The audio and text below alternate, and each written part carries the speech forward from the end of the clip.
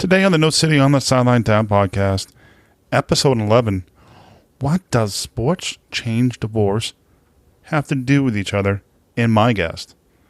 Next on the No Sitting on the Sideline Dad podcast.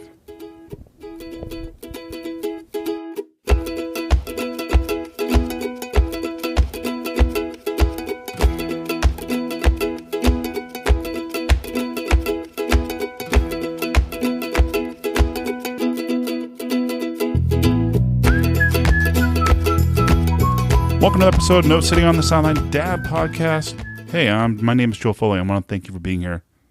This is the podcast about having a conversation, what it means to be a dad and a parent, maybe just trying to be an adult trying to get through this crazy world. I'm not an expert. I'm just like you trying to get through this crazy world one day at a time.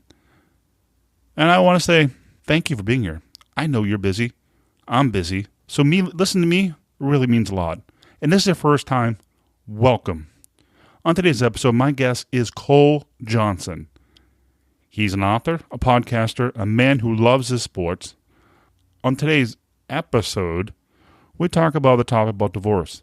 Something that Cole wrote about in his book called 10 Scriptures on Divorce That Can Change Your Life. He wrote the book detailing his experience with going through divorce, the positive and the negative.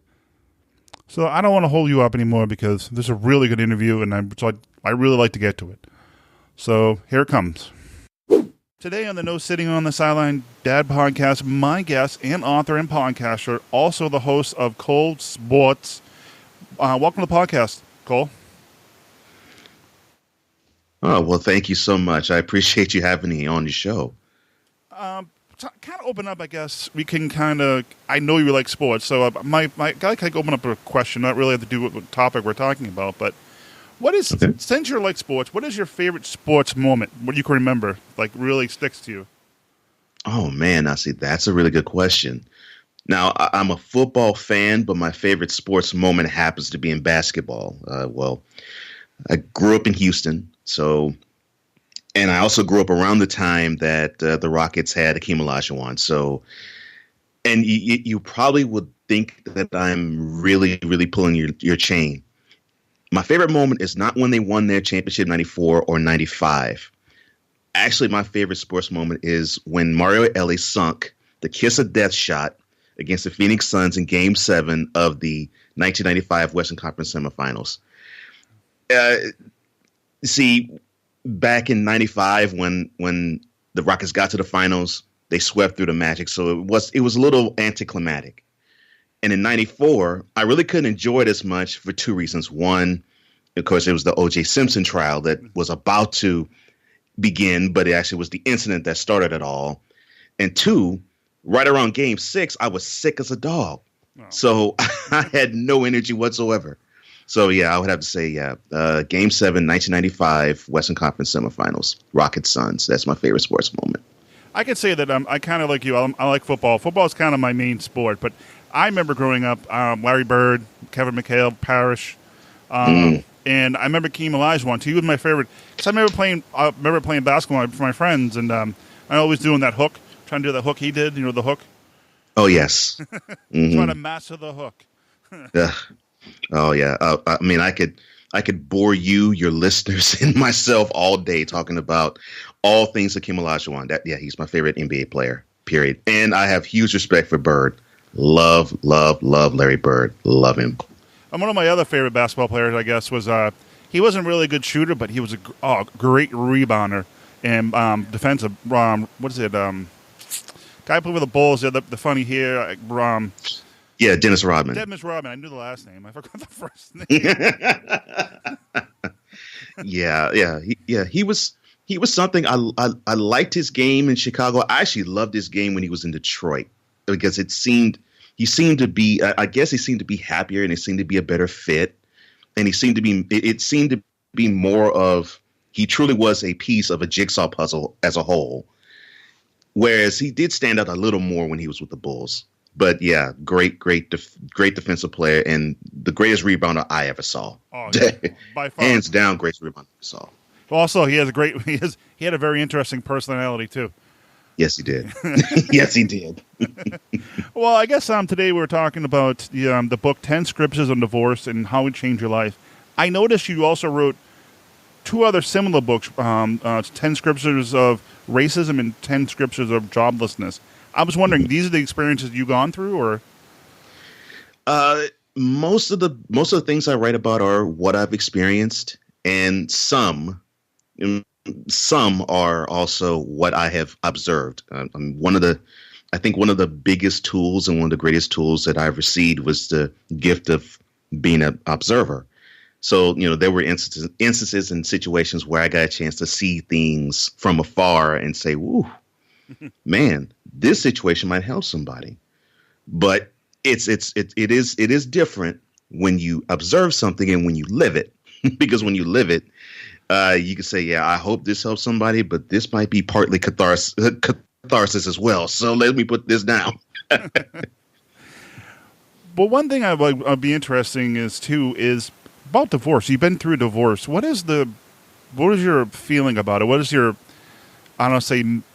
message when you went through? What was it feel like when you've gone through it? It seems like a death, a relationship death. It's almost easier somebody passing away than it is going through a divorce. I wonder your feelings about that.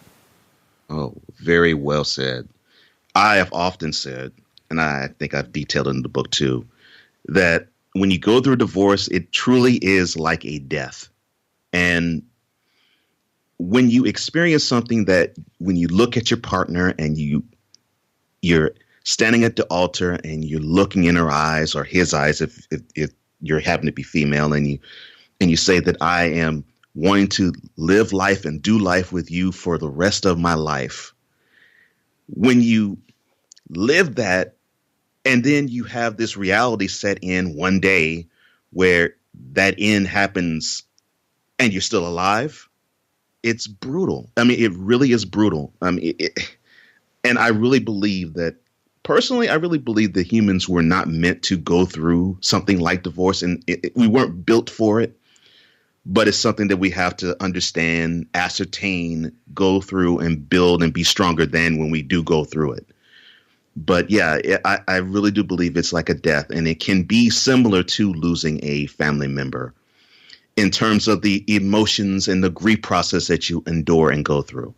No question about that. How did you deal with, if you don't mind me asking, how do you deal with the grief process? What was your, if you want to share the method and process you went through? Oh, I don't mind doing that at all. Now, when I wrote this book, thankfully I did so with a perspective of, okay, this happened to me years ago, instead of this is what I'm going through right now. Because going through it, I literally was like a cut open wound. I mean, I literally felt naked emotionally. I felt exposed. I felt utterly defeated. And what I mean by that is, I'm somebody's husband, and it's a joy to be that, and it's a responsibility to be that. But man, I failed at it, and you have to come to terms with that, and it's really difficult. So with the grief, it's so multi-pronged. I had to deal with I failed. I had to deal with there's a person out there who really does not love me anymore. And there's an aspect of, wow, all this is going on and life is still going on too. And I really don't feel like dealing with it, but I know I got to. And it's difficult. It's difficult to juggle all that at the same time. Did you beat yourself up a lot, or did you I did this, could I change this? Did you really beat yourself up? Oh, yes. I beat myself up for years, and I had to learn to stop doing that. And it took a friend of mine that went through divorce, a good female friend of mine. And she said to me, when I first was going through it, she said that clinically, a person who goes through divorce, it takes 18 months to really get a handle of it. To say get over it is really, really trite, and to me, I think insulting. But to get through it, give yourself 18 months. And I can tell you in that 18-month span, I was beating myself up beating myself down, beating myself sideways. and when I got past that, I really would love to say to you, and it'd be great if I said to you, you know, in that 18 months, man, I was a new man and I was able to go out and date again. And, oh, I was the perfect man because I licked all my wounds. No. No. That was not the case at all. But I could say that I think the first 18 months, possibly 2 years, I did spend a lot of time beating up myself. And that could be kind of not productive, I guess you would say. Oh, yeah, it definitely is counterproductive. I mean, just think of if we were to really do nothing at all, period. You know, no job, no responsibility, you're not married, you don't really have to do with your mother or father or children. You just exist. You know, you keep doing that day after day. You're not going to get anywhere. You're not going to advance anywhere. You're not learning new things, and you're stagnant. And when you go through a divorce and you allow yourself to be in that spot day after day, month after month, year after year, that's exactly what happens. You stunt your growth. And that is unfair to any human being because we're meant to grow. We're meant to learn new things. We're meant to try new things. We're meant to explore and expand our horizons. That type of death, it stunts you from expanding. And yeah, it is extremely, extremely damaging to your growth. What is one thing that when you were going through the process, and I guess I'm reading online and stuff like that they always say get involved in something like church, a hobby, make new friends. They say it helps to get through the process. What kind of process did you go through? Well, I would say that I went through the immerse yourself in work process to begin. But yes, I did eventually when I picked myself up, I did do hobbies. I tried to go to church a little more. You know, I tried to do things that was, I guess you could say, different from the pattern that I did have when I was married. You know, so that I could actually experience new things. And like I said before, you know, expand my horizons and extend myself further so that I actually will know myself and know what I'm capable of doing, what I'm capable of feeling. And most importantly, what I really, really know is to be true about myself and understanding that it's changing. And then it keeps changing and keeps changing and keeps changing.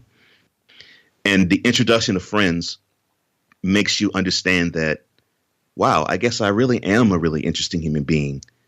Because when you isolate yourself, you really don't feel that way. And you don't think that way either. So, yeah, activities, throw yourself in activities.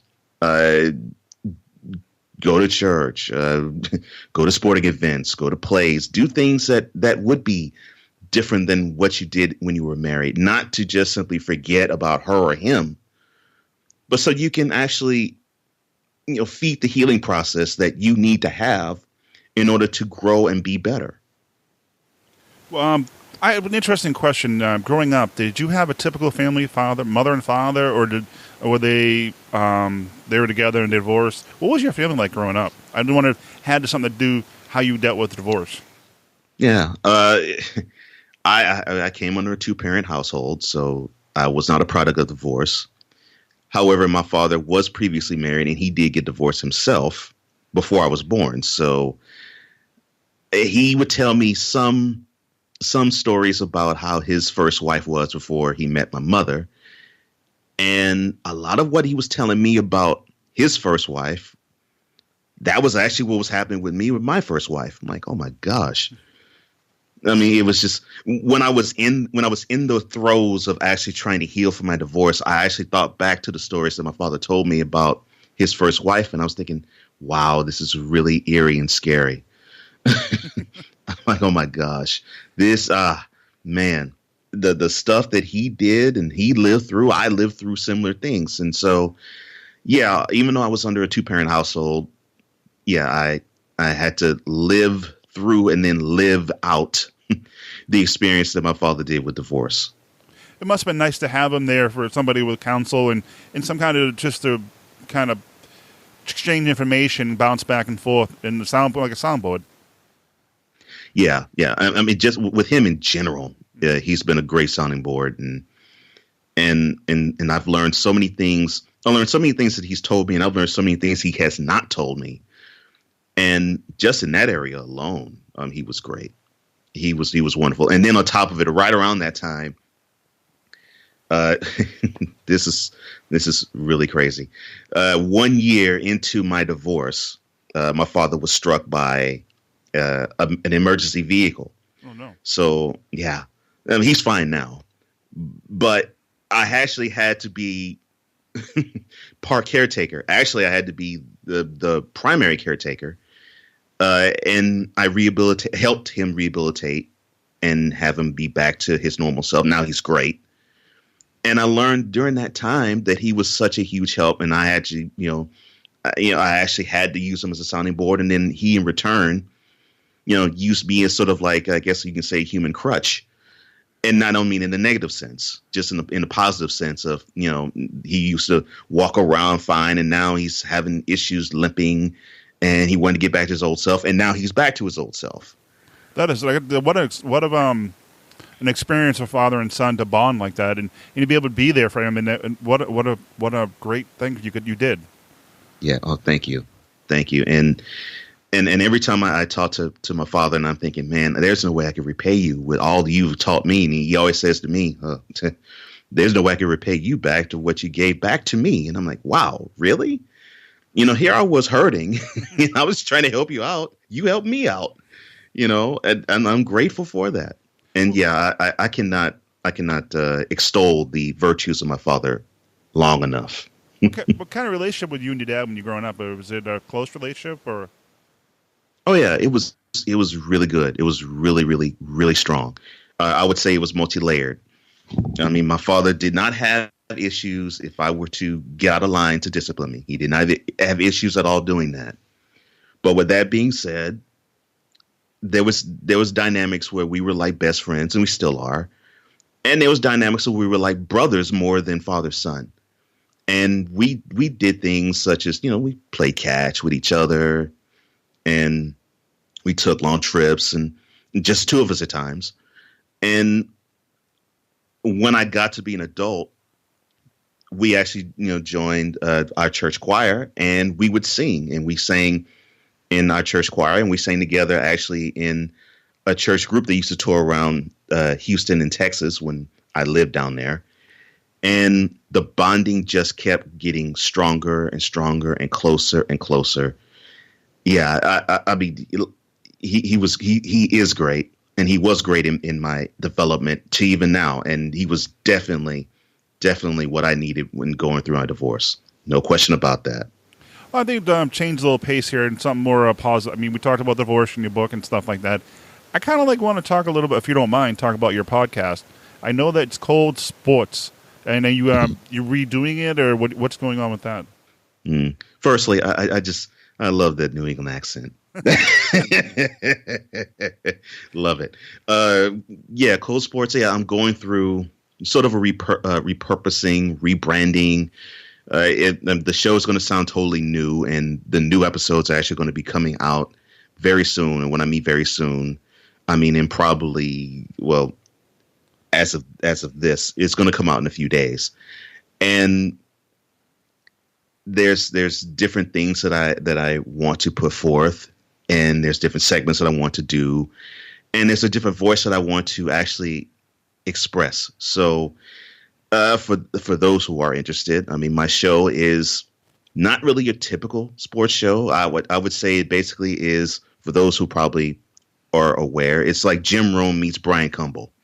So you have the hard hitting news with the edge and the entertainment and the humor, but you also have the intellectual properties as well, because I don't subscribe to the thought process that a sports fan is stupid. I subscribe to the thought that a sports fan actually is intelligent and doesn't want his intelligence or her intelligence to be insulted. So it's like, okay, well, I want to put forth a product where this lane actually can be filled by somebody who will not insult a sports fan's intelligence. So, yeah, it's going through a construction phase, and the new episodes, I think you and those like you who are a discerning, intelligent sports fan will love it. Well, also, I can't wait to check it out. And another thing you said was funny. You love my Boston accent. Is it because I drop my R's? Park the car, that's running. I have a funny story. When I was in the military, and I was in basic training, we had a couple people from Boston. Actually, the woman from Rhode Island, and she started talking, and I didn't realize she's like her eyes. I'm like, the drill sergeant's picking on her. I'm like, I'm just as bad as she is. Why is she getting all the crap? Oh no. Or if I get really going good, there'll be a lot of missing R's. Oh gosh, I had to share. Yeah, I just love it. When you said that, I had to talk about that. I thought it was interesting because are you originally from Houston? I was okay. Here's the lineage. I was born in New Orleans, but I moved to Houston when I was 2.5 months. So I basically consider myself a native Houstonian.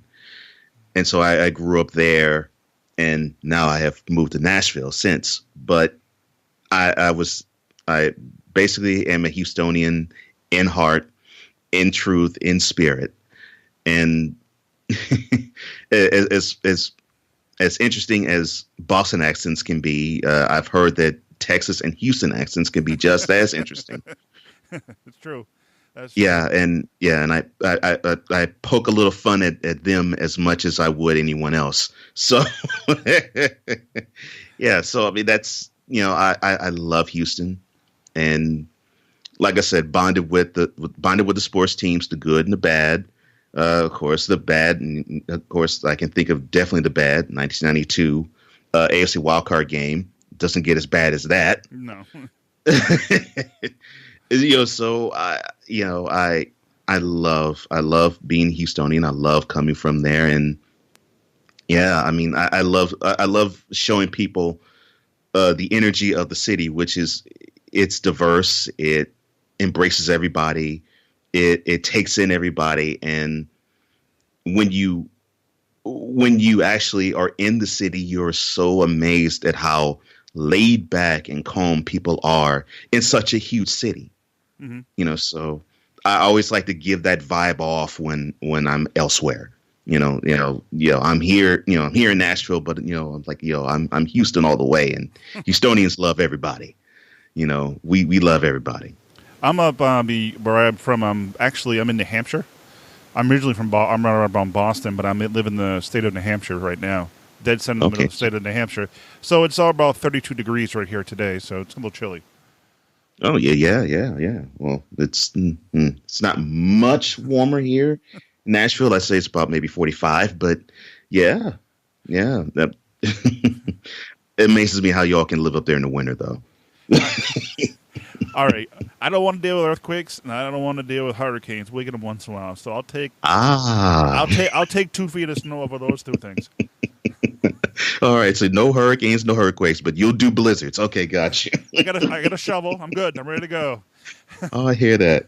One thing I always wondered too, and I've never been to Houston or been to Tennessee, and it's another thing a little bit off topic, but barbecue. They have a lot of good barbecue down there. Barbecue. And they do barbecue. They in both places they do. And I always rep it. I always rep it this way. There's barbecue in different places, which is great, and then there's Texas barbecue, because the difference to me is other places, the barbecue for them is basically which is fine, and I can deal with that. For instance, here in Tennessee, they love barbecue sauce to be sweet. Mm-hmm. They love sweetness to their barbecue sauce, which is fine. And when I was in North Carolina and Virginia, they loved their barbecue sauce to have a little bit more vinegar to it. In Texas, it's more tomato based, and on top of it, they cook their stuff in mesquite. So it's more of a lifestyle and a flavor in a way that I have never seen anywhere else duplicated. And whenever I say there's a difference between barbecue and Texas barbecue, people think I have this elitist understanding of it, but I'm like, no. No, they actually dedicate themselves to the art. For instance, in February, Houston always puts on a livestock show and rodeo. And before the event kicks off, they have a weekend long event where they do nothing but judge barbecue stuff, ribs, brisket, links, beans. I mean, and it's a weekend long thing. So it is a lifestyle for sure. But yeah, both places barbecue is great. Both places are. I'm running up against lunchtime today, so I'm a little hungry listening to you talk about all of let's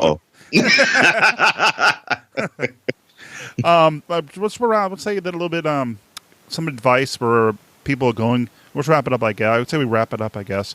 What would you give some advice for people going through divorce? Would it be maybe a few keys that you might give since you've already been through it and experienced it?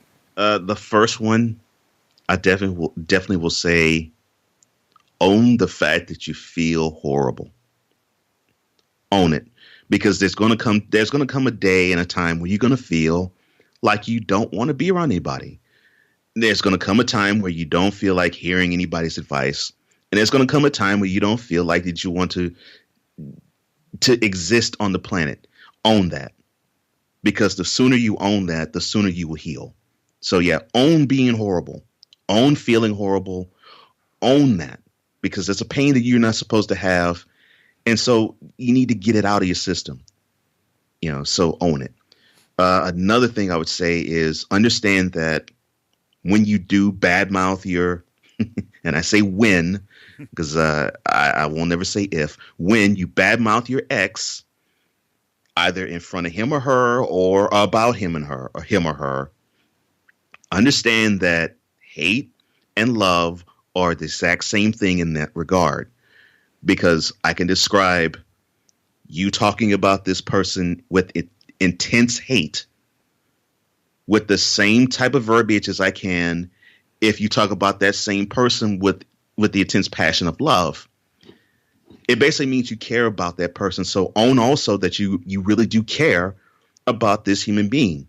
They may have hurt you, and they may have made your name absolutely nothing, but you have feelings for that person. So own the fact that you care about them. And another point I'd say is just know that you will heal. You will get through it. You will get through it. Get around those, like I had to with my father. Get around those who've been through it, and get around those who know that you have the makings of the stuff that can get you through. Go through grief, and there's 5 stages of it. You'll deny it. You'll be angry. You will bargain with God and with whomever to get you out of whatever you're feeling. You'll go through a state of confusion. You'll then finally accept it. And when you do, you will learn that your verbiage will change from saying I'm divorced to I'm single, but I went through a divorce, because there's a difference. There's a profound difference. And it will lead you to actually say nice things about your ex. Like, I really wish my ex-wife well. I want her to be happy. I want her to be happier than she was when she was with me. That is my true desire right now. And when you get to that place in your life, when that stench leaves and you have nothing but positive things to say about your ex, that's when you know that you can get past this stain of divorce, because you're meant to be happy. You're meant to live a good life, and you can't let something like divorce derail you. It's true. It's true. Positive thoughts. A lot of positive thoughts. Yeah. Well, where they can find you if they have any questions about the book, or where they can reach you at? Okay. Well, they can reach me at colesports.com. Of course, I'm there. If you want to talk about sports, that's fine. If you want to talk about other things as well, you can also email me at kojoworks, that's COJO works, the word works, all one word, at gmail.com. I am glad to answer whatever questions you all may have. And I look forward to helping people heal. I look forward to entertaining people, and I look forward to just pass along positive vibes and intelligence all over the place. Well, thank you, Cole. Thank you for being on the podcast today. Oh, well, thank you. I appreciate the time. I appreciate this. Thank you so much. Thanks. Well, wrapping it up, heading out the door, I want to say thank you to Cole Johnson from ColeSports.com for being a guest on the podcast. You can find all the show notes pertaining to this episode and my interview with Cole Johnson over at NoSittingOnTheSideline.com. Feel free to leave a message over there. I have a way of leaving a voicemail through SpeakPipe, or just leave a message in the comments below the episode. Any comments, any feedback is welcome because it helps improve the show and gives me a chance to interact with you. Also, you can find the website at NoSittingOnTheSideline.com. There's a section where you can leave a message. Also, sign up for the newsletter. I promise, no spam. I just wanted to be able to interact with you more and send you information that I find pertaining to the topics we talk about. You can also find me on social media. I'm very active on Twitter. My Twitter handle is at NOSDadPodcast. It's actually at NSOSDadPodcast. Until next time, get involved with your kids. Take a minute and just ask them how the day was. Or when they get up that morning, how are you? Is today going to be a good day? And just give them a hug and say you love them. Until next time, take care. God bless. See ya.